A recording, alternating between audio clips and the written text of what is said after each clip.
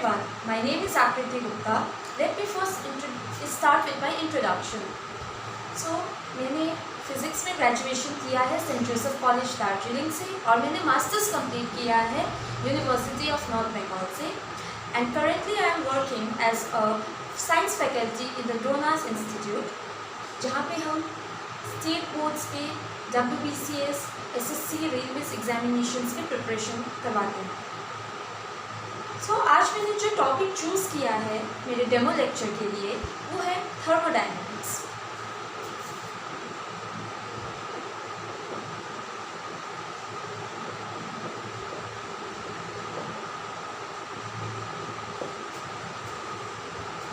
पहले chapter start करने से पहले हमें समझना है कि थर्मोडायनेमिक्स चैप्टर हमारे लिए इम्पॉर्टेंट क्यों है.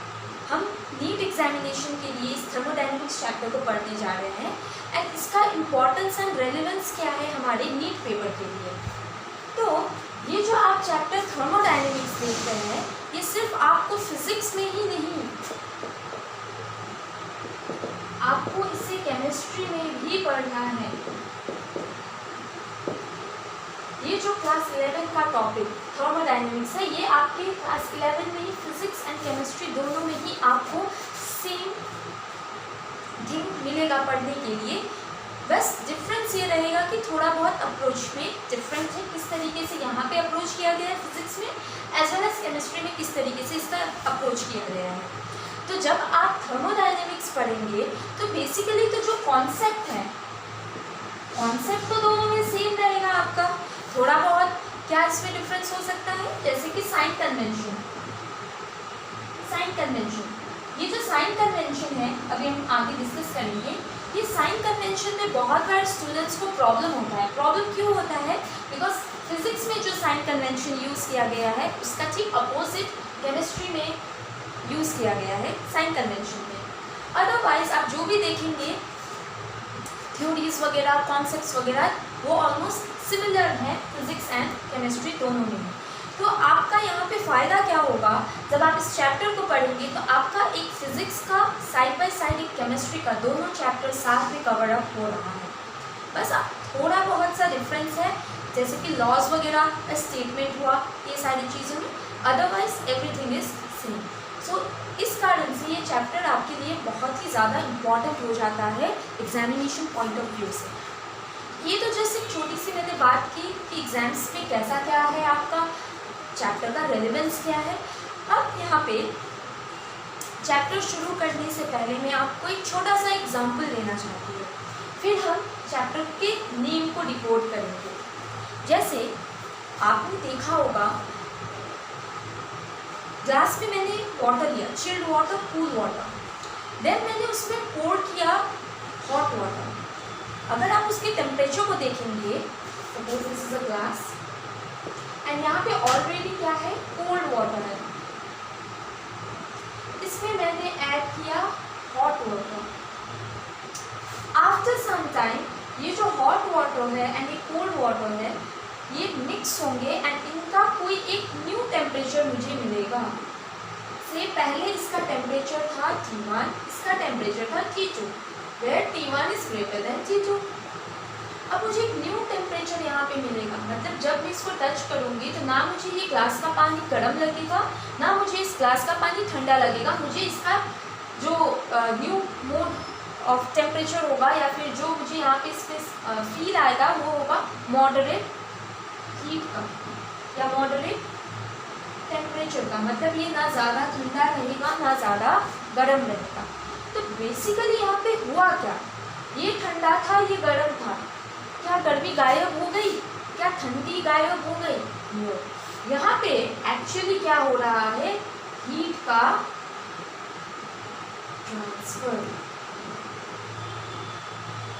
ट्रांसफर. एंड इसी तरीके के कॉन्सेप्ट्स को समझाने के लिए क्या चीज़ें हैं इसमें थर्मोडायनेमिक्स चैप्टर बनाया गया है. अब हम टॉपिक को डिकोड करते हैं जो हमारा चैप्टर है.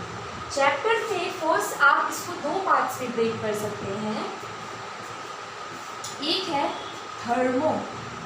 थर्मो वर्ड का मतलब आप यहाँ पे टेम्परेचर भी बोल सकते हैं और टू बी मोर प्रिसाइज आप इसको क्या बोलेंगे, हीट, क्योंकि हीट क्या है, एक प्रॉपर्टी है बॉडी का, एंड टेम्परेचर क्या बताता है किसी बॉडी में कितना amount of hotness and coldness present है। तो थर्मो का मतलब हुआ यहाँ पे हीट, डायनामिक्स इज मीन यहाँ पे है मोशन। तो हम अगर इन दोनों को जोड़े तो हमें क्या समझ में आ रहा है, हीट इन मोशन। ओके, सो इस चैप्टर में हमें पढ़ना क्या है कि हीट कैसे एक बॉडी से दूसरी बॉडी में ट्रांसफर होता है। हमें पता है ये कि heat always travel from moves from or transfers from hot body to cold body, but ये तो अभी हमें पता है।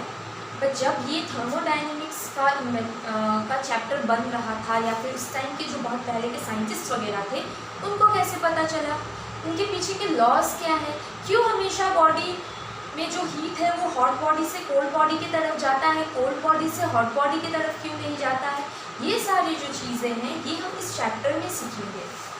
तो आज जो है ये हमारा फर्स्ट लेक्चर है, एंड यहाँ पे हम जो टॉपिक्स आज कवर करेंगे मैं पहले उसको बता देती हूँ कि हम आज क्या टॉपिक्स को कवर करने वाले हैं। तो यहाँ पे जैसे कि थर्मोडायनेमिक्स है, तो पहले तो मुझे ये समझना होगा कि मैं थर्मोडायनेमिक्स किस चीज़ पे पढ़ूंगी या पढ़ूंगा। जिस चीज़ का हम थर्मोडायनेमिक्स पढ़ेंगे उसको हम बोलते हैं थर्मोडायनेमिक सिस्टम। तो आज का हमारा जो फर्स्ट टॉपिक होगा वो होगा थर्मोडायनेमिक सिस्टम। दूसरा होगा आपका सराउंडिंग, हम सराउंडिंग समझेंगे। नेक्स्ट हम समझेंगे थर्मोडायनेमिक वेरिएबल्स। ठीक है, इसके साथ में हम यहाँ पे समझेंगे कि हीट एक्चुअली है क्या, हीट को हम किस तरीके से एक्सप्लेन कर सकते हैं। ठीक है, यहाँ पे हम और देखेंगे क्या, टाइप ऑफ थर्मोडायनेमिक इक्विलिब्रियम। हाँ, ऑब्वियसली इसके पहले हम एक और टॉपिक देखेंगे, वो है थर्मोडायनेमिक इक्विलिब्रियम है क्या, एंड देन हम देखेंगे उसके टाइप्स कि थर्मोडायनेमिक इक्विलिब्रियम होता क्या है। उसके बाद से हम नेक्स्ट समझेंगे zeroth law of thermodynamics. It's very easy, बहुत बेसिक सा है ये लॉ। एंड उसके बाद से हम करेंगे कुछ टर्म्स रिलेटेड है इससे, जैसे हो गया internal energy, internal energy, work हो गया, सिस्टम पे जो वर्क वगैरह हो रहा है। साइड बाय साइड हम यहाँ पे देखेंगे साइन कन्वेंशन।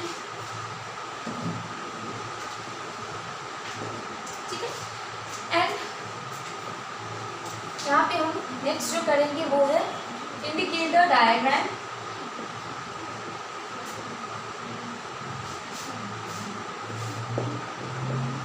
एंड लास्ट का आज का हमारा टॉपिक होगा first law of thermodynamics.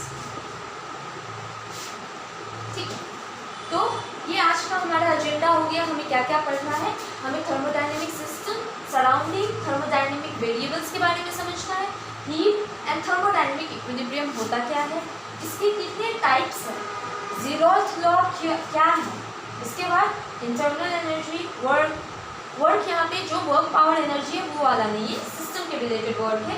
And यहाँ पे साइन कन्वेंशन पढ़ेंगे, ये हमें बहुत अच्छी तरीके से समझना है, नहीं तो आप केमिस्ट्री के साथ फिर कंफ्यूज हो जाएंगे। उसके बाद से indicator diagram and first law of thermodynamics. शुरू करते हैं हमारे फर्स्ट टॉपिक से, विच इज थर्मोडायनेमिक सिस्टम। तो ये थर्मोडायनेमिक सिस्टम है क्या, जिस सिस्टम को हम पढ़ेंगे, जिस सिस्टम के लिए हम थर्मोडायनेमिक्स का स्टडी करेंगे, जिस बॉडी के लिए, सिस्टम ना बोलते हैं क्या बोल सकते हैं, जिस बॉडी के लिए हम थर्मोडायनेमिक्स का स्टडी करेंगे वो है थर्मोडाइनेमिक सिस्टम। सपोज आप मान लीजिए कि एक आपने लिया a cup of tea and you are observing that cup of tea. Cup of tea जब आप लाएंगे तो वो ऑलरेडी क्या रहेगा, गर्म रहेगा। धीरे धीरे वहाँ पे क्या होना शुरू होगा, वो चाय वो टी ठंडा होना शुरू होगा। तो वो ठंडा क्यों हो रहा है, बिकॉज वहाँ पे हो रहा है हीट ट्रांसफर। अब हीट ट्रांसफर कहाँ पे हो रहा है, टी है, टी से ट्रांसफर हो रहा है हीट सराउंडिंग। सो जो टी है वो हमारा सिस्टम है, मतलब हम उस सिस्टम को स्टडी कर रहे हैं। उसके क्या स्टडी कर रहे हैं, इसका टेम्परेचर क्या होगा, प्रेशर क्या होगा, हम इन सारी चीज़ों को देख रहे हैं, जिनको हम बोलते हैं थर्मोडायनामिक वेरिएबल्स। सो थर्मोडायनेमिक वेरिएबल्स जो है वो होता है जैसे प्रेशर हो गया, वॉल्यूम हो गया, टेम्परेचर हो गया। ये सारी चीज़ें क्या होती है, जैसे सिस्टम में कुछ चेंजेस होता है खुद ब खुद ही प्रेशर, वॉल्यूम, टेम्परेचर ये सारी चीज़ें चेंज होती रहती है। तो जैसे मैंने ये टी का एग्जांपल दिया, टी पहले क्या था, हॉट, उसके बाद ये क्या हो गया, कोल्ड। अब जैसे पहले ये हॉट था तो इसका टेम्परेचर क्या था, ज़्यादा, कोल्ड हुआ, टेम्परेचर हुआ कम। एंड जो हीट ट्रांसफ़र हुआ वो क्या हुआ, इन्वायरमेंट में ट्रांसफ़र हुआ। जिस रूम में सपोज आपने कप ऑफ टी रखा हुआ है, उस रूम में ट्रांसफ़र हो गया हीट। तो जो भी सिस्टम के अलावा छोड़ के उसके आसपास का जो इन्वायरमेंट रहेगा उसको हम बोलते हैं सराउंडिंग। ओके, तो हमारा जो थर्मोडायनेमिक का एक ओवरव्यू हम समझे तो सिस्टम प्लस सराउंडिंग दोनों में ही हीट का ट्रांसफर चलेगा। जैसे फर्स्ट वाला तो मैंने आपको एग्जांपल दिया टी का। नाउ दूसरा समझते हैं। जैसे कि मेरे पास है आइस एंड मैंने इस आइस को क्या किया, फ्रिज से निकाल के मैंने रख दिया टेबल पे। After some time it will melt. क्यों मेल्ट हो रहा है, क्योंकि सराउंडिंग का टेम्परेचर क्या है, ज़्यादा है। तो सराउंडिंग से यहाँ पे क्या आया, हीट ट्रांसफर हुआ, जिसके कारण से ये आइस क्या हो गया, मेल्ट हो गया। तो यहाँ पे सिस्टम एंड सराउंडिंग इनसेपरेबल है, इनको हम कभी भी सेपरेट नहीं कर सकते हैं थर्मोडायनेमिक्स में। जहाँ पे सिस्टम रहेगा उसका सराउंडिंग खुद ब खुद ही बन जाएगा। सराउंडिंग कुछ नहीं है, जो सिस्टम के अराउंड में है उसको हम बोलते हैं सराउंडिंग। सिस्टम को छोड़ के जो भी चीज़ है वो होता है सराउंडिंग। तो सिस्टम एंड सराउंडिंग के बीच में हीट का ट्रांसफर होगा। तो बेसिकली मुझे यहाँ पे बताने का मतलब क्या था कि थर्मोडायनेमिक सिस्टम मतलब वो बॉडी जिस पे हम स्टडी कर रहे हैं कि उस पर क्या चेंजेस हो रहे हैं, एंड उसके आसपास जो भी चेंजेस करवा रहा है या उसके आसपास जो भी चीज़ें हैं उसको हम बोल देंगे सराउंडिंग। उसके बाद से नेक्स्ट हम बात कर लेते हैं थर्मोडायनेमिक वेरिएबल। इस तरह में बता ही रही थी। तो जो थर्मोडायनेमिक वेरिएबल है ये वो हो सकता है या तो आपका प्रेशर, वॉल्यूम या फिर टेम्परेचर। तो ये जो है जैसे आपका थर्मोडायनेमिक सिस्टम या फिर सिस्टम एंड सराउंडिंग में ट्रांसफ़र ऑफ हीट होगा, उसी टाइम आपके ये पैरामीटर्स भी चेंज हो जाएंगे। तो ये कांस्टेंट नहीं है, ये क्या होंगे, वैरी होते रहेंगे। क्यों वैरी होंगे, क्योंकि बॉडी का थर्मोडायनेमिक्स चेंज हो रहा है, बॉडी का टेम्परेचर चेंज हो रहा है, तो इसीलिए इसको बोला गया थर्मोडायनेमिक वेरिएबल। जब ये वेरिएबल किसके कारण से चेंज होगा, हीट के फ्लो के कारण से चेंज होगा, इसीलिए इसको थर्मोडायनेमिक वेरिएबल बोला गया है। अब नेक्स्ट जो टॉपिक हम करेंगे that is thermodynamic equilibrium. And इसी थर्मोडायनेमिक इक्विलिब्रियम को मैं कनेक्ट कर दूंगी आपके ज़ीरोथ लॉ से। सो हम कब किसी बॉडी को थर्मोडायनेमिक इक्विलिब्रियम में बोल सकते हैं, जैसे मान लीजिए यहाँ पे बॉडी ए है एंड इसी के कांटेक्ट में एक दूसरा बॉडी भी है बी। पहले ये दोनों सेपरेट बॉडी थी, अब ये बॉडी को जैसे मैंने कांटेक्ट में रखा, ऐसा कुछ हुआ कि इसका टेम्परेचर और इसका टेम्परेचर, दोनों का ही टेम्परेचर क्या हो गया, इक्वल। तब हम क्या बोलेंगे कि ये दोनों बॉडीज़ के बीच में क्या इस्टेब्लिश हो गया है, थर्मोडाइनेमिक इक्विलिब्रियम इस्टेब्लिश हो गया है। Thermodynamic equilibrium. Now you see, आप यहाँ पे ये नहीं बोल सकते हैं कि यहाँ पे ट्रांसफ़र ऑफ हीट नहीं हो रहा है। यहाँ पे इक्विलिब्रियम अटेन करने के बाद भी ट्रांसफ़र ऑफ हीट होता रहता है। क्या होगा, जितना ट्रांसफ़र ऑफ हीट ए से बी की तरफ होगा उतना ही बी से ए की तरफ होगा। तो जब आप इस सिस्टम को देखेंगे तो आपको लगेगा क्या कि यहाँ इसका टेम्परेचर क्या हो गया है, अब फिक्स हो गया है, पर एक्चुअल प्रोसेस में क्या हो रहा है, यहाँ पे कंटिन्यूसली ट्रांसफ़र चल रहा है। A to B and B to A भी ट्रांसफ़र हो रहा है, दोनों तरफ ही हो रहा है। पर सिंस जो transfer of heat equal amount में हो रहा है तो हमें सिस्टम क्या लगेगा, फिक्स टेम्परेचर पे है, इसीलिए हम इसको बोलते हैं थर्मोडाइनेमिक इक्विलिब्रियम। इसका अब स्टेटमेंट अगर देखेंगे तो इसको हम बोल सकते हैं, two systems are said to be in thermal equilibrium with each other if they have same temperature। ठीक है, सो आई होप कि आप लोगों को क्लियर हो गया होगा। उसके बाद से एक और चीज़ हम यहाँ पे समझ लेते हैं, equation of state. Equation of state, देखिए फिजिक्स में जितनी भी चीज़ें हैं उसको एक्सप्लेन करने के लिए हमें मैथमेटिक्स चाहिए, बिकॉज मैथमेटिक्स का एक टूल है जिससे हम फिज़िक्स के बहुत सारी चीज़ों को सॉल्व कर सकते हैं। ठीक है, नहीं तो बहुत सारी चीज़ें बहुत ज़्यादा कॉम्प्लिकेटेड हो जाएगी समझाने में। तो इक्वेशन ऑफ स्टेट क्या हमें बताता है, स्टेट क्या होता है कि किस कंडीशन में है हमारा सिस्टम। ओके, किस कंडीशन में है, मतलब पहले उसका टेम्परेचर क्या था, पहले वॉल्यूम क्या था, पहले उसका प्रेशर क्या था। ओके, एंड बाद में वो सिस्टम फिर क्या हो गया, चेंज हो गया। इनिशियली मान लेते हैं एक सिस्टम है, यहाँ पे इसका टेम्परेचर है P1, इसका सॉरी टेम्परेचर बोल, प्रेशर है P1, वॉल्यूम है V1, टेम्परेचर है T1। यही सिस्टम फिर चेंज हो गया किसमें, pressure P2, volume V2 and temperature T2। तो ये सारी तीन चीज़ें क्या थी, हमारे थर्मोडाइनेमिक वेरिएबल्स थे। तो अब initially thermodynamic variable P1, V1, T1 था। अब थर्मोडाइनेमिक वेरिएबल क्या हो गया, P2, V2 and T2। That means इसका जो स्टेट है वो क्या हो गया, चेंज हो गया। पहले इसका स्टेट ये था, अब इसका स्टेट ये बन गया। इसी को एक्सप्लेन करने के लिए हमें क्या मिला है, यहाँ पे एक इक्वेशन दिया गया है जिसको हम बोलते हैं इक्वेशन ऑफ स्टेट। ओके, इसका स्टेट थर्मोडाइनेमिक सिस्टम का स्टेट जो कि है PV is equal to nRT। ठीक है, तो P यहाँ पे है प्रेशर, V यहाँ पे है वॉल्यूम, N जो है that is number of moles. आप कितना मोल्स ले रहे हैं सब्सटेंस में, सपोज आपका गैसियस सिस्टम है तो गैसियस सिस्टम में कितना मोल है, कितने मोल्स ऑफ गैसेस है। मोल का कॉन्सेप्ट आई थिंक आप लोग को ऑलरेडी पता ही होगा। Then R is universal gas constant, ये आपका एक कांस्टेंट चीज है। And T is the temperature.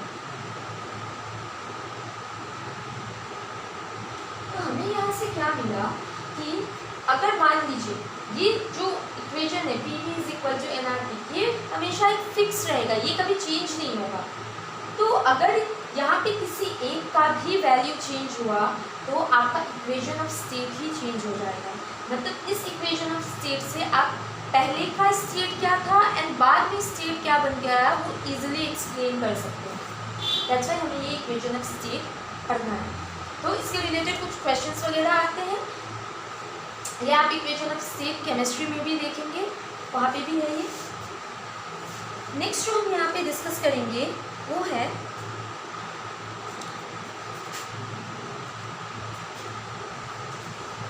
Types of thermodynamic equilibrium. Thermodynamic equilibrium तो समझ लिया, जब दो बॉडी इसमें है सेम टेम्परेचर पे रहेगी।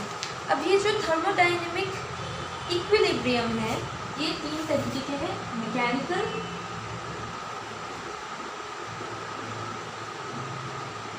केमिकल एंड थर्मल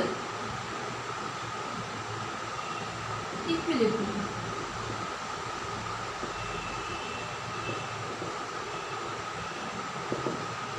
अब यहाँ पे जो मैकेनिकल इक्विलिब्रियम होता है इसमें कोई भी अनबैलेंस्ड फोर्स नहीं लगेगा। तो यहाँ पे नो अनबैलेंस्ड फोर्स, यहाँ पे जो फोर्स है वो होना चाहिए एक्सटर्नल फोर्स, ठीक है। जैसे कि मान लीजिए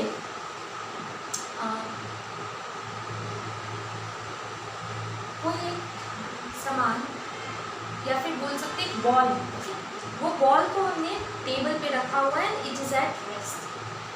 उस पर कोई भी फोर्स बाहर से एक्सटर्नली अप्लाई नहीं किया गया है, तो उस टाइम क्या होगा, वो बॉल अपनी ही जगह पे रेस्ट पे रहेगा। That means it is in equilibrium, that ball is our surrounding system and उसके आसपास जितनी भी चीज़ें हैं, even that table is its surrounding, तो वो इक्विलिब्रियम में उन्हें कोई भी कुछ भी फोर्स नहीं लग रहा है। हाँ ऑब्वियसली वो न्यूटन का जो लगेगा equal and opposite reaction force वो है, वो भी क्या हो रहा है, बैलेंस है, अनबैलेंस नहीं हो रहा है। बॉल जो है वो टेबल पे है, ये नीचे वेट लगा रहा है एंड ये ऊपर रिएक्शन फोर्स जा रहा है, ये ऑब्वियस सी बात है। यहाँ पे न्यूटन्स थर्ड लॉ रहेगा, एप्लीकेबल है। यहाँ पे ये नहीं बोलेंगे कि फोर्स मतलब मैंने बोला कि यहाँ पे कोई भी फोर्स नहीं लगेगा, तो ऑब्वियसली फोर्स है but they are equal and opposite and they are cancelling each other, it's balancing each other, okay. External बाहर से कोई फोर्स नहीं है। अब मैंने आया है, मैंने इस बॉल को थोड़ा सा पुश कर दिया, जैसे मैं पुश करूँगी ये बॉल क्या करेगा, इस तरफ मूव करना स्टार्ट करेगा। तो जैसे मैंने यहाँ पे एक फोर्स लगाया, इनके बीच का बैलेंस ऑफ फोर्स क्या हुआ, खराब हुआ, ठीक है। तो उस टाइम ये जो सिस्टम है वो मैकेनिकल इक्विलिब्रियम से अलग हो जाएगा, ठीक है। तो ये जो मैकेनिकल इक्विलिब्रियम है, यहाँ पे क्या होना चाहिए, नो अनबैलेंस्ड फोर्स, वहाँ पे कोई भी अनबैलेंस्ड फोर्स नहीं होना चाहिए। वो जो भी है सिस्टम एक इक्विलिब्रियम में रहेगा, बाहर से एक्सटर्नल फोर्स नहीं लगेगा। नेक्स्ट जो है आपका वो है केमिकल इक्विलिब्रियम। यहाँ पे केमिकल इक्विलिब्रियम का मतलब है no change in its internal energy. जो सिस्टम होगा वो सिस्टम की इंटरनल एनर्जी में कोई भी चेंज नहीं आएगा। अब यहाँ पे समझिए इंटरनल एनर्जी है क्या, इट्स वेरी इंपॉर्टेंट। एक तो होता है जो एनर्जी आप सबको पता है, ये हमें एनर्जी क्या बताता है, हमें पोटेंशियल बताता है कि हम कितना वर्क कर सकते हैं। अब जब कोई भी सिस्टम है, जैसे हम कंसिडर करते हैं गैसियस सिस्टम है, एक गैस है उसमें, तो वो जो गैस रहेगा वो गैस के मॉलिक्यूल्स क्या करेंगे, they are in motion. Kinetic theory of gases के हिसाब से हमेशा ये किस में रहते हैं, मोशन में रहते हैं, तो इनके पास क्या रहेगा, काइनेटिक एनर्जी, ठीक है। साइड बाई साइड जो ये मॉलिक्यूल्स है इनके बीच में कुछ बॉन्ड्स बने रहेंगे। सपोज मान लेते हैं कि डायएटॉमिक है, तो ये कभी कभार रोटेट कर जाएंगे, तो इनके पास होगा rotational motion.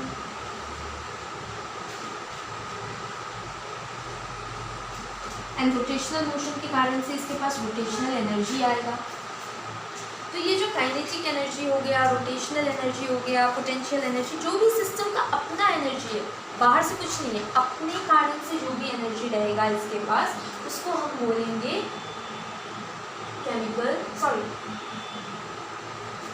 Internal energy. I think आपको ये क्लियर होगा इंटरनल एनर्जी का। तो आप यहाँ पे बोल सकते हैं sum of kinetic energy and potential energy, internal energy जो है।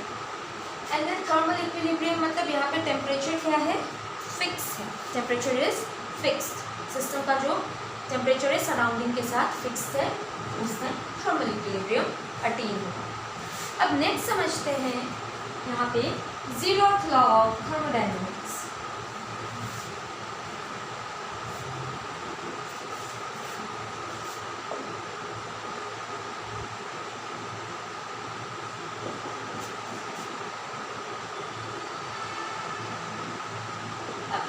आप एक चीज़ समझिए, आपने बहुत सारे लॉस पढ़े थे, Newton's first law, second law, third law, okay. आप लोगों ने कहीं पे भी 0th लॉ करके नहीं पढ़ा है। नंबरिंग हमेशा कहाँ से स्टार्ट होता है? 1 से स्टार्ट होता है। फर्स्ट लॉ है, सेकंड लॉ है, थर्ड लॉ। ग्रेविटेशन में आप करेंगे Kepler's first law, Kepler's second law, Kepler's third law. कभी भी आप 0th लॉ नहीं पढ़ते, 0th काइंड ऑफ। यहाँ पे थर्मोडायनेमिक्स में 0th लॉ आया क्यों? आप थर्मोडायनेमिक्स देखेंगे तो आपको थर्मोडायनेमिक्स के 3 लॉज मिलेंगे, first law, second law, third law, ठीक है। ये 3 लॉज हैं। अब ये जो फर्स्ट, सेकेंड, थर्ड है, ये 3 लॉज पहले ही बन चुके थे, उसके बाद बना 0th law. But 0th law जो है वो काफ़ी फंडामेंटल एंड बेसिक है, तो इसको 4th लॉ का नाम देने से मतलब बेसिकनेस इसके पास जो है वो क्या हो जाता, कम हो जाता, क्योंकि ये काफ़ी ज़्यादा फंडामेंटल सा चीज़ है जो रियल लाइफ में हम एक्सपीरियंस करते आ रहे हैं, इसीलिए इसको नाम दे दिया गया 0th लॉ ऑफ थर्मोडायनेमिक्स, ठीक है। तो इसको हम समझते हैं कैसे। एक सिस्टम है,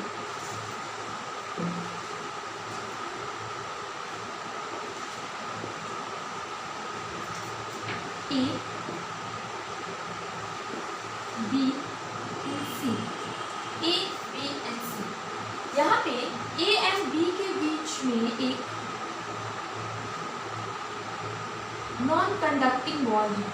मतलब नॉन कंडक्टिंग वॉल मतलब यहाँ पे ट्रांसफर ऑफ हीट नहीं होगा, हीट यहाँ पे ट्रांसफर नहीं हो सकता है।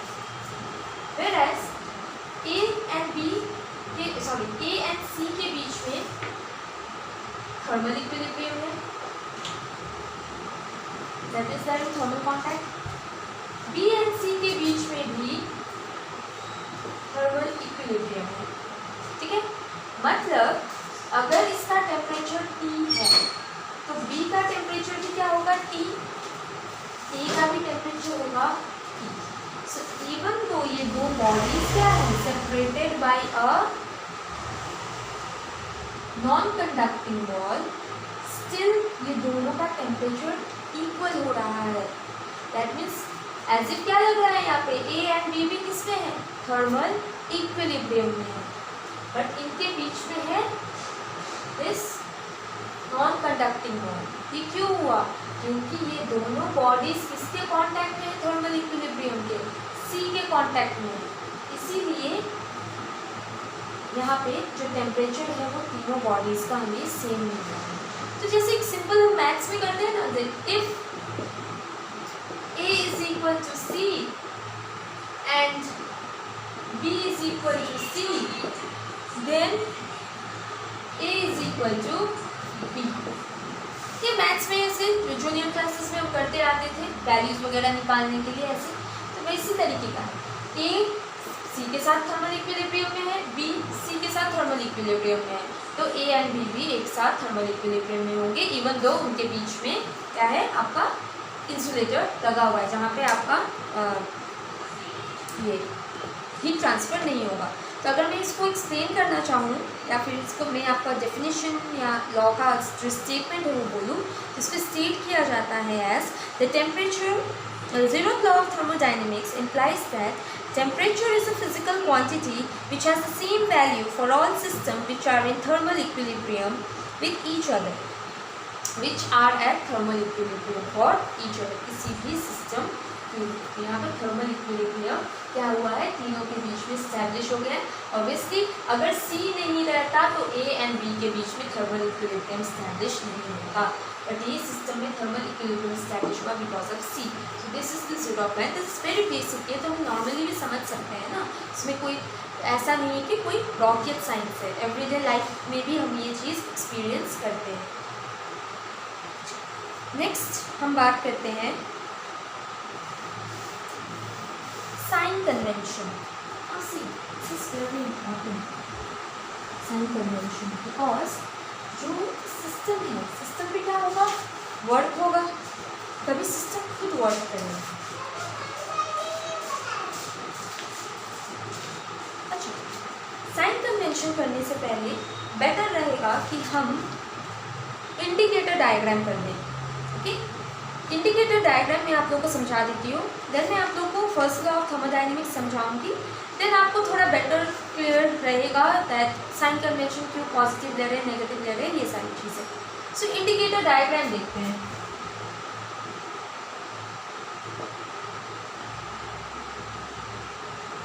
इंडिकेटर डायग्राम नाम सुनने से काफ़ी भारी भरकम लगता है, इंडिकेटर डायग्राम में क्या होगा ना। सो कुछ नहीं है यहाँ पे, indicator diagram is just a graph. Okay, so दो एक्सिस रहेंगे आपकी, एंड इन दो एक्सिस में आप कोई सा भी दो थर्मोडायनेमिक वेरिएबल लेंगे। जैसे मैं यहाँ पे ले रही हूँ P एंड V, मैंने यहाँ पे प्रेशर लिया y एक्सिस में एंड x एक्सिस में मैंने ले लिया V। अब इन दोनों के बीच में ये जो थर्मोडायनेमिक वेरिएबल है ऑब्वियसली क्या होंगे, चेंज होंगे। तो ये किस तरीके से चेंज हो रहा है, मान लीजिए ये इस तरीके से चेंज हुआ, it's going like this. Okay, so ये जो ग्राफ है ये क्या दिखा रहा है कि किस तरीके से हमारे थर्मोडायनेमिक सिस्टम का प्रेशर एंड वॉल्यूम पे रिलेशन बैठ रहा है। यहाँ पे जो सपोज दिस इज, जैसे जैसे यहाँ पे प्रेशर घट रहा है वैसे वैसे वॉल्यूम भी बढ़ रहा है, आप यहाँ पे इस ग्राफ से समझ सकते हैं। तो यही है आपका इंडिकेटर डायग्राम। तो ये आपका नॉर्मली दिखा क्या रहा है, expansion because volume is increasing. आप लोगों को इतना पता है that P is inversely proportional to V, ये तो आप लोगों ने पढ़ा हुआ। देन नेक्स्ट इज, अगर मान लीजिए कर्व वैसा ही आया बट ये ऊपर जा रहा है, इसका मतलब क्या हुआ, जैसे जैसे वॉल्यूम घट रहा है वैसे वैसे प्रेशर बढ़ रहा है, that means it is undergoing what, compression. So इस तरीके के ग्राफ्स ड्रॉ करके भी आप थर्मोडायनेमिक सिस्टम के बारे में बहुत कुछ बता सकते हैं। इसके अलावा दो चीज़ और आती है, एक है साइक्लिक प्रोसेस और दूसरा है नॉन साइक्लिक।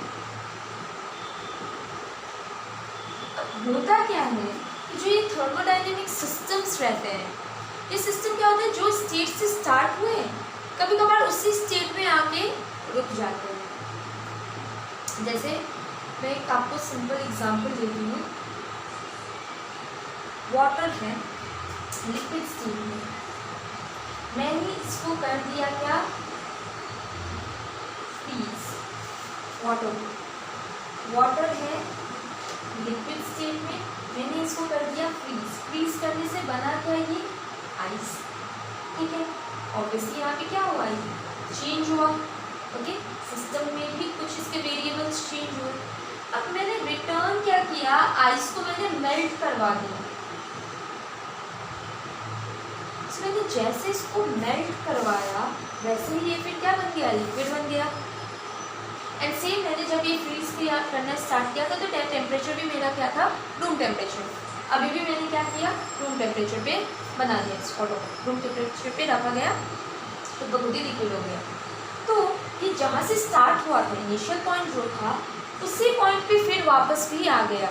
ठीक है, तो यहाँ पे ये जो प्रोसेस है ये क्या है, साइक्लिक।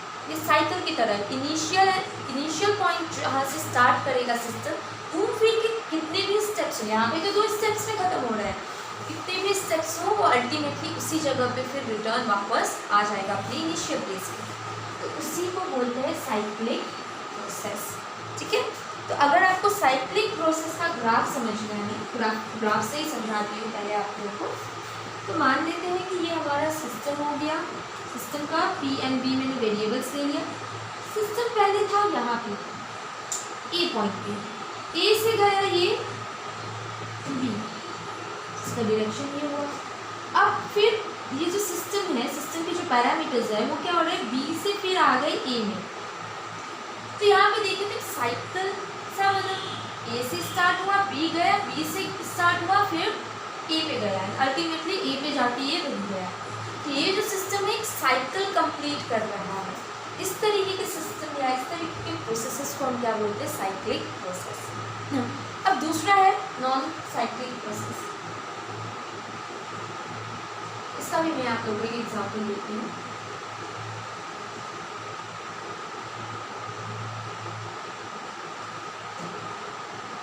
सपोज आयरन है, आपने एक आयरन खरीद के लाया, आयरन रॉड खरीद के लाए, न्यू एकदम शाइनी सा है, ओके। या फिर आपने कोई iron material, iron showpiece खरीद लिया, ठीक है, काफ़ी शाइनी सा है, ओके। कुछ दिन बाद अगर आप उसको मॉइस्चर में रखेंगे, एयर के कांटेक्ट में रहेगा, स्पेसिफिकली रेनी सीजन, अभी तो रेनी सीजन चल ही रहा है, आप अगर आसपास में देखेंगे तो यूजुअली आयरन की चीज़ों में रस्ट लग जाते हैं। सो आयरन हो क्या रहा है बेसिकली, आयरन वाटर के प्रेजेंस में एंड ऑक्सीजन के प्रेजेंस में, ऑक्सीजन एंड वाटर के प्रेजेंस में रस्ट बनाता है,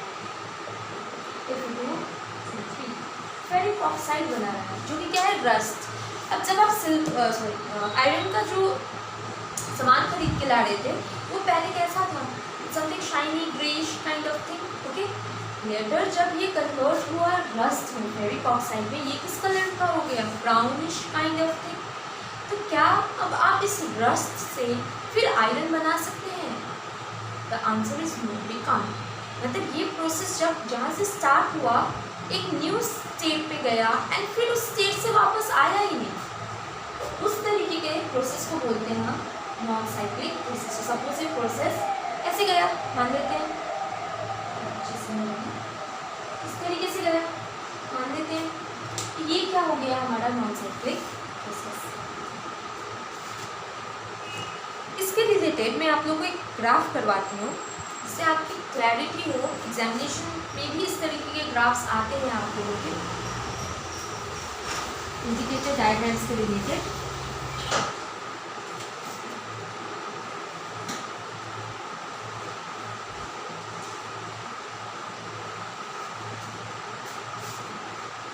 अच्छा, इसके पहले मैं आप लोग को एक बात बता दूं, यहाँ पे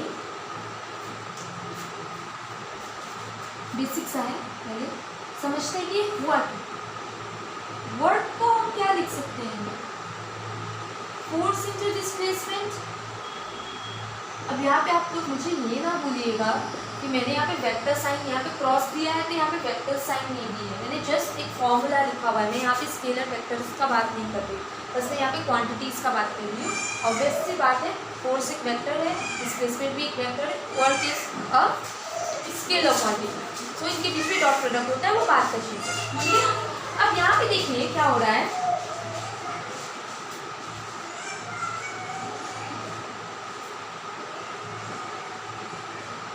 मैंने यहाँ पे लिखा फोर्स, डिस्प्लेसमेंट को मैं जस्ट नॉर्मली लेंथ एल ले लेती हूँ एंड मैंने इसको डिवाइड कर दिया एरिया से।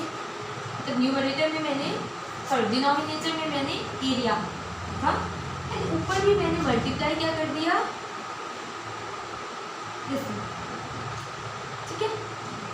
सो यहाँ पे मुझे फोर्स बाय एरिया देगा क्या, force by area is pressure, length into area is, and this is work done. तो मुझे यहाँ से एक और चीज़ क्या समझ में आ रहा है कि work done is equal to pressure into volume, ठीक है। अब हमने जो इंडिकेटर डायग्राम्स किए थे उसको देखिए, पीवी, पी वर्सेस वी का ग्राफ बनाएंगे।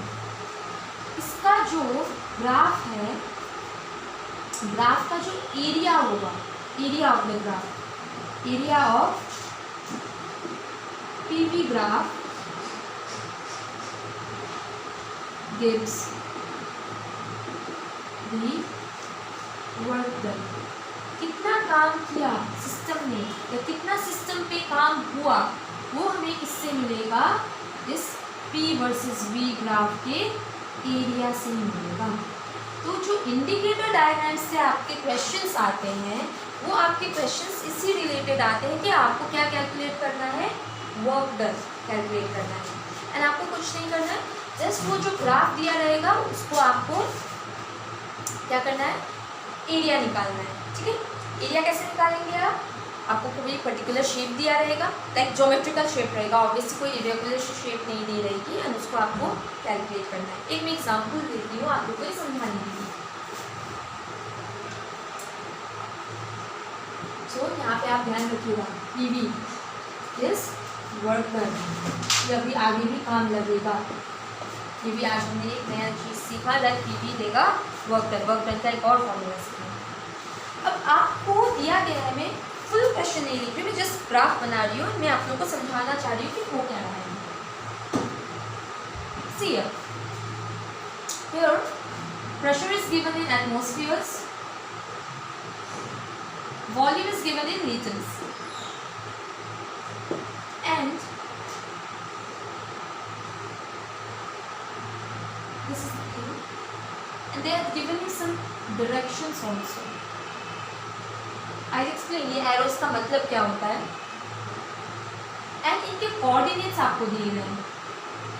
This point is D, this point is C 2,3, okay, इसका कोऑर्डिनेट दिया गया है 2,1 है इसका।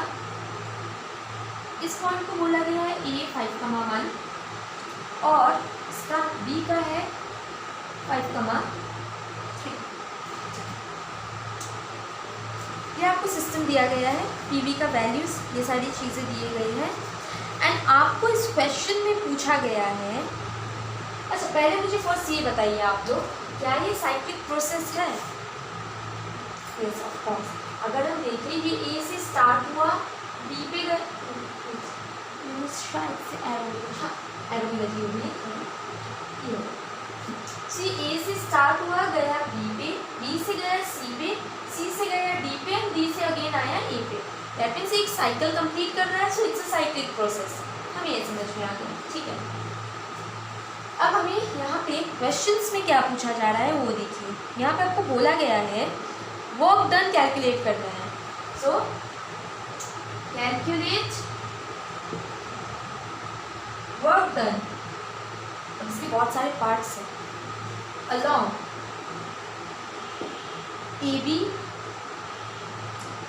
BC, CD, DA and network done भी कैलकुलेट करने के लिए आप लोगों को बोला गया है। ठीक है, अब हम देखते हैं क्या हुआ।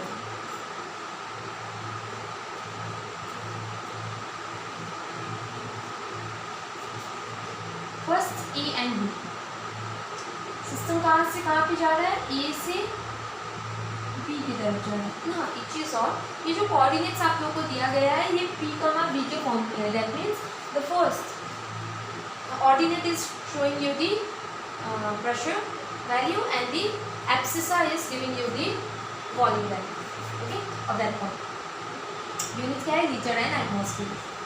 अब जब A से B की तरफ जा रहा है सिस्टम, तो इसका प्रेशर क्या है? सेम रह रहा है। वॉल्यूम इसका चेंज हो रहा है, 1 से क्या हो गया? वॉल्यूम इसका 3, that means it is undergoing expansion. So work done is equal to P dV होगा। एक्चुअली चेंज इन वॉल्यूम होता है, उससे वॉल्यूम क्या होगा? आपका चेंज होगा। Excuse me. So P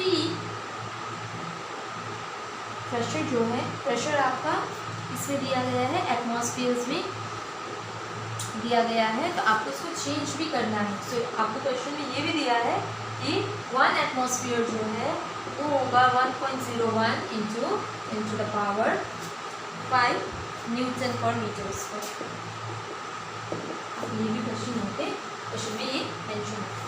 pressure जो है एटमॉस्फेयर में है, हमें न्यूटन पर मीटर स्क्वायर में करना है, बिकॉज जो भी चीज़ें हमें अल्टीमेटली ऐसा यूनिट्स में जानी है। तो देखिए प्रेशर का वैल्यू है यहाँ पे 5, फाइनल वॉल्यूम हुआ 3। इसके पहले इसको कन्वर्ट नहीं करते, 1.01 into 10 to the power 5। Pressure है आपका, ये वॉल्यूम है 3 माइनस 1, क्योंकि वॉल्यूम यहाँ पे क्या हुआ?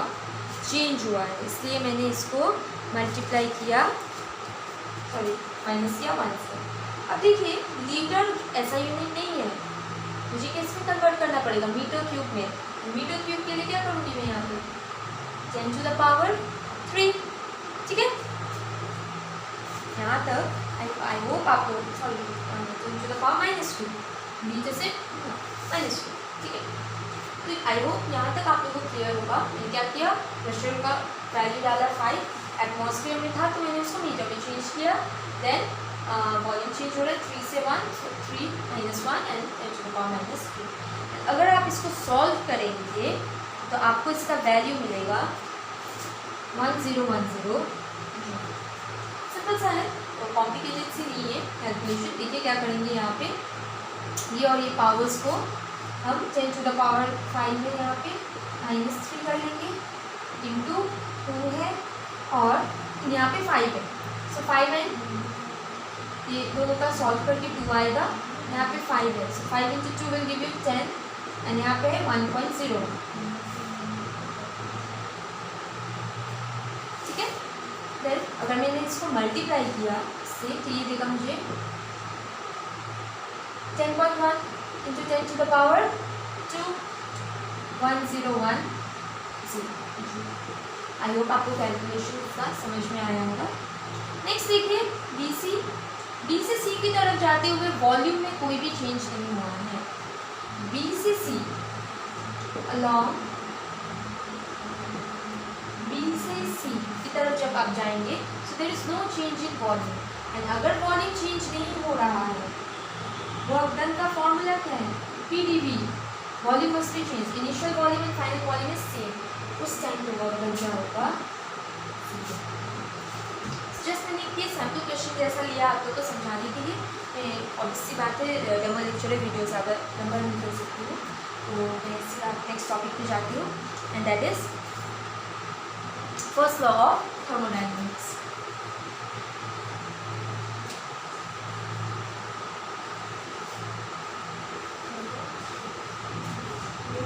First law of thermodynamics.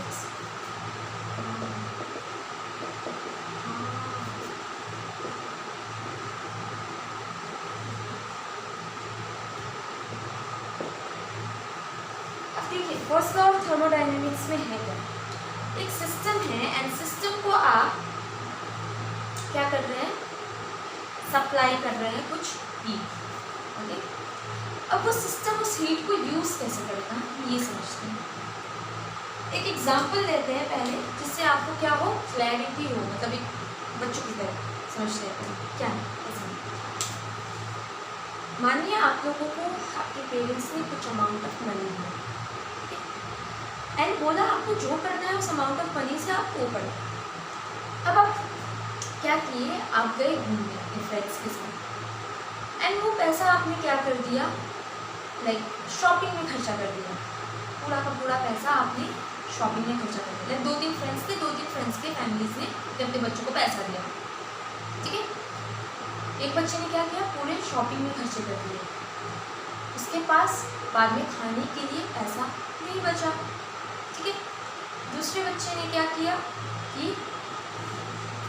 उसने कुछ शॉपिंग भी की एंड रिमेनिंग पैसों से उसने कुछ खरीद के खाया भी, और उससे बाद फ्रेंड को भी खिलाया, ठीक है।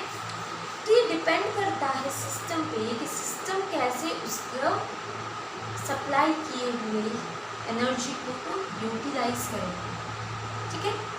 तो पहले तो जैसे मैंने सेकंड फ्रेंड का एग्जांपल लिया, तो सेकंड फ्रेंड ने क्या किया, कुछ शॉपिंग किया। फर्स्ट फ्रेंड ने तो पैसा पूरा उड़ाया था, सेकंड फ्रेंड ने पहले शॉपिंग किया, बचा तो उसने खाया एंड फ्रेंड को भी खिलाया। इफ उसके पास भी पैसा नहीं रहता तो फ्रेंड क्या करता, खुद भी भूखा रहता, फ्रेंड को भी भूखा रखता। तो यहाँ पे एक सिस्टम है एंड सिस्टम को आपने सपोज पहले सिस्टम में हीट था Q1, आपने सिस्टम में सप्लाई कर दिया हीट Q2, ठीक है। ये हुआ हीट के बारे में, पहले था Q1, ये इनिशियल वैल्यू दे रहा है और ये फाइनल वैल्यू दे रहा है। उसके बाद से इसका जो इंटरनल एनर्जी है, इंटरनल एनर्जी को U1 से रिप्रेजेंट करते हैं, जो भी इसके मोशन के कारण से काइनेटिक एनर्जी, पोटेंशियल एनर्जी, जो भी होगा, रोटेशनल एनर्जी वगैरह, वो सारी चीज़ें, वो भी चेंज हो गया इस कारण से, क्योंकि हमने इसको हीट दिया। हीट कैसे देंगे, आप टेम्परेचर ही बढ़ाएंगे या घटाएंगे ना, तो वही चीज़ है। तो ये हो गया, ठीक है।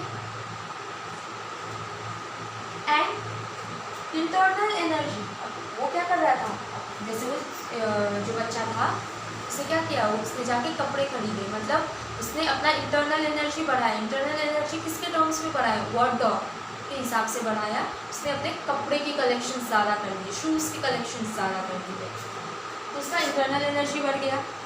अब जो बचा हुआ पैसा होगा वो यूज़ करेगा वर्क कर खाना खाने में, ठीक है। यहाँ पे हम क्या बोल सकते हैं कि जो चेंज इन हीट है that is equal to change in internal energy of the system plus work done, ठीक है। अब एक चीज देखिए, if volume is not changing, volume अगर चेंज नहीं हो रहा है तो वर्क डन क्या होगा, PdV which is 0, तो वर्क डन क्या हो गया 0। At that time supplied heat जो सप्लाई कर रहे हैं वो सिर्फ क्या चेंज कर देगा, इंटरनल एनर्जी को चेंज कर देगा। डेल्टा मीन्स यहाँ पे डिफरेंस बता रहा है, डेल्टा इज चेंज बताएगा बेसिकली। सो यहाँ पे डेल्टा क्यू क्या होगा, Q2 minus Q1 final minus initial, delta U is U2 minus U1, ठीक है। तो अगर वॉल्यूम चेंज नहीं हो रहा है दैट मीन्स वॉल्यूम चेंज नहीं हो रहा है, इस तरीके के सिस्टम को बोलते हैं आइसोपोरिक, ठीक है। आइसोपोरिक प्रोसेस हो रहा है, तो वॉल्यूम अगर चेंज नहीं हो रहा है तो ये है। ये तो नॉर्मली जो हमारे फर्स्ट लॉ का एक्सप्रेशन है मैथमेटिकल फॉर्म में वो ये है, delta Q is equal to delta U plus W, ठीक है। सो मैं आपका स्टेटमेंट रीड कर दे रही हूँ एक बार, यहाँ पे बोला क्या गया है, according to the first law of thermodynamics if some heat is supplied to a system which is capable of doing some work, ये सिस्टम क्या होगा, कोई काम करने के लिए केपेबल होगा, ठीक है।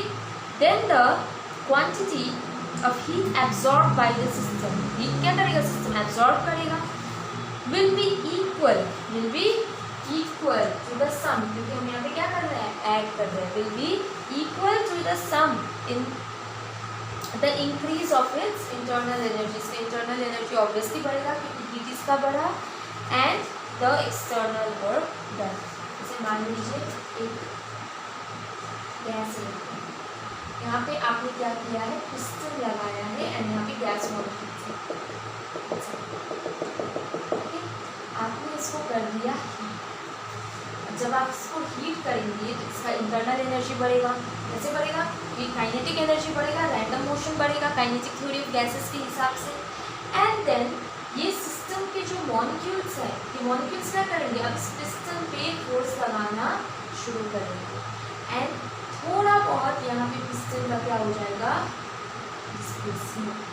पहले पिस्टन यहाँ पे था, अभी यहाँ पे पहुँच गया, तो ये जो पोर्शन शेडेड पोर्शन, यहाँ पे ये सिस्टम ने क्या किया, काम किया, क्या काम किया, इस पिस्टन को पुश करने का काम किया, अपने लिए एरिया या वॉल्यूम बढ़ाने का काम, ठीक है। तो वो सिस्टम क्या होना चाहिए, कोई काम करने के लिए केपेबल होना चाहिए। देखिए मैंने इस टाइम क्या बोला था, अगर वॉल्यूम चेंज नहीं होगा तो वर्क डन क्या होगा, 0। ऑब्वियसली यहाँ पे वॉल्यूम चेंज हुआ ना, पहले था 1, उसके बाद हुआ ये 2, मतलब यहाँ पे वॉल्यूम डिस्प्लेसमेंट हो रहा है।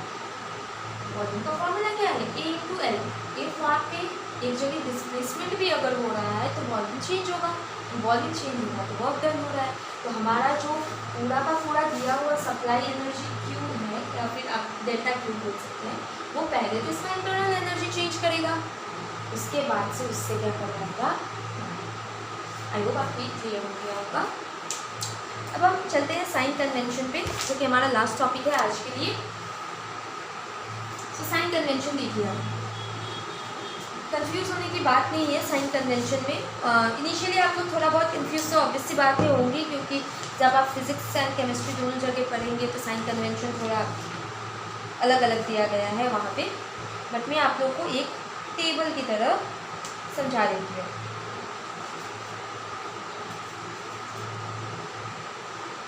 On the system by the system, दो चीज़ें, करेगा या सिस्टम पे कुछ होगा, ठीक है।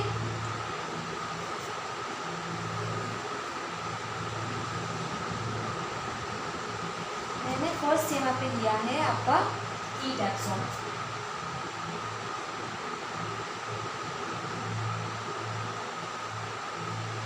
So heat absorb on the system या फिर बाय द सिस्टम जो आप लेंगे वो आप लेंगे positive, on the system is positive and heat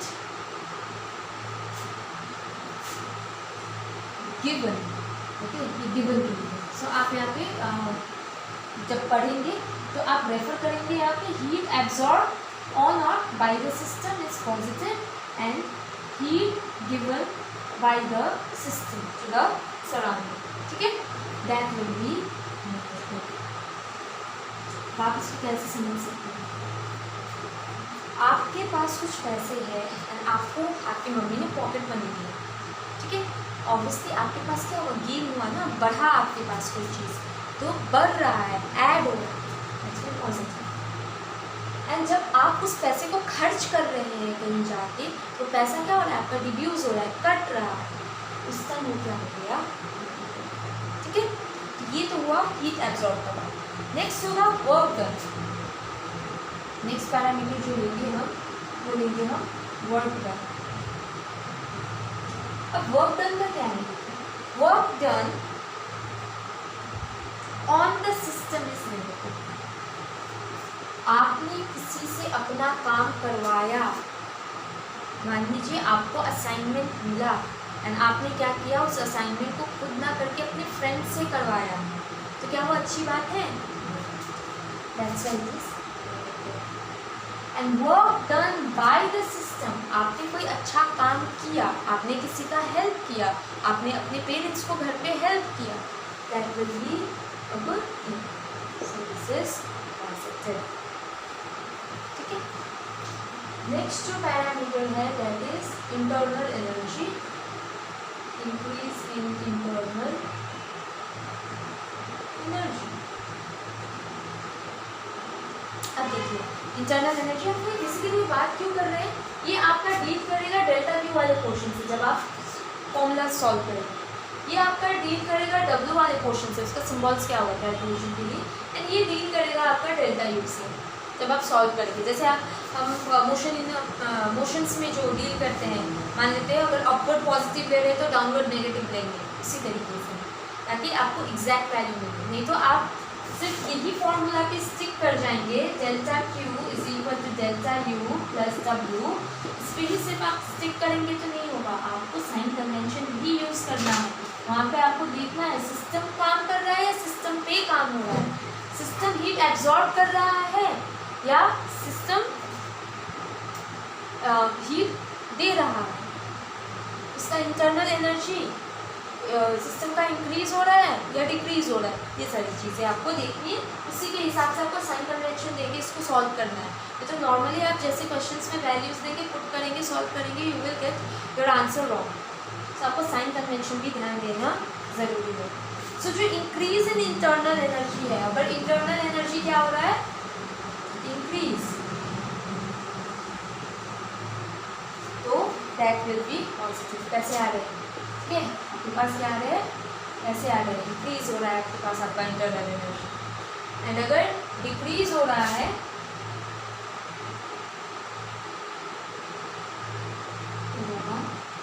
आपके पास जो बचे कुछ पैसे हैं वो भी खर्च हो गए, तो होगा आपका negative.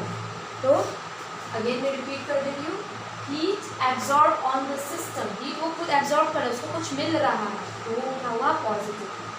Heat given by the system, system क्या कर रहा है, दे रहा है, तो वो हो गया negative. Work done on the system, आप पे कोई आपका कोई काम कर दे रहा है, आप पे क्या हो रहा है, उपकार हो रहा है, तो दैट विल बी नेगेटिव। पर आपने किसी का हेल्प किया, that is a good thing, so positive. Then अगर इसका इंटरनल एनर्जी बढ़ रहा है तो वो होगा पॉजिटिव, घट रहा है तो होगा नेगेटिव। ये आपको ये जो फर्स्ट लॉ ऑफ थर्मोडायनेमिक्स का जो इक्वेशन है, मैथमेटिकल फॉर्म में, उसके क्वेश्चन सॉल्व करने में साइन कन्वेंशन काफ़ी हेल्पफुल होंगे।